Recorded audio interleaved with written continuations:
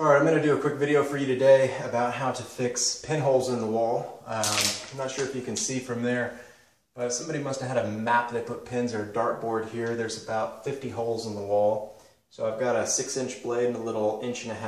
I'm just going to work here with a little bit of compound, also known as mud or just spackle. Take a tiny bit here on my paddle, and I'm just going to work these over on these little pinholes. Don't have to be too precise about it. I want to put a little bit of pressure and work it into the hole.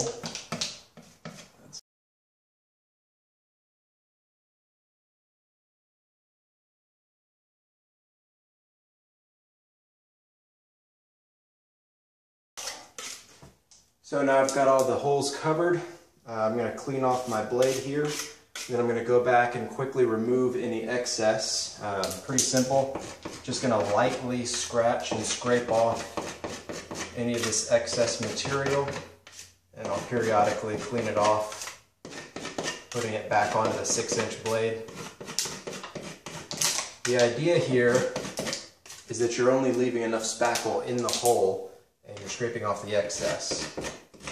Now there's a trick coming up I'm going to show you. Separates a good-looking job from a terrible job.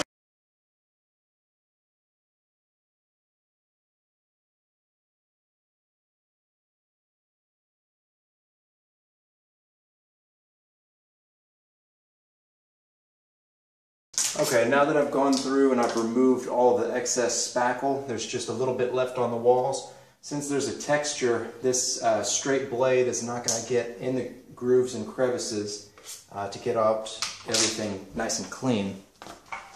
So you want to have on hand a bucket of clean water and a sponge.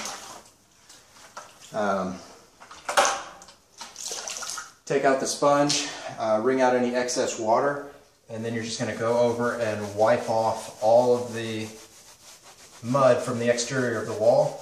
The only mud that's going to remain on the wall is the tiniest little pinhole bit of mud that was pushed into the hole. Everything else is removed. This is a critical step that a lot of people skip, and it's the difference between a professional looking job and a really bad DIY but doesn't know what they're doing kind of job. After this is done, you're going to see just a little pinhole of white. If I was to go back over this with a paint, especially a prime and then a paint, it would look brand new and you'd never know where those holes used to be.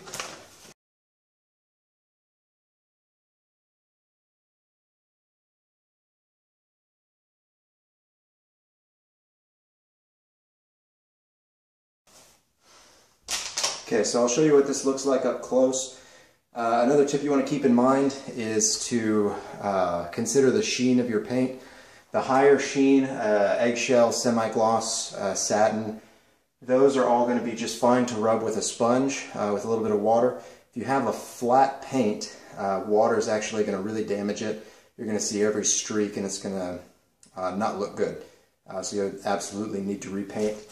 A job like this you can actually get away with not necessarily repainting, since it's such a pinhole of a detail imperfection. Show you what it looks like up close, but we are basically all done here. So you can kind of see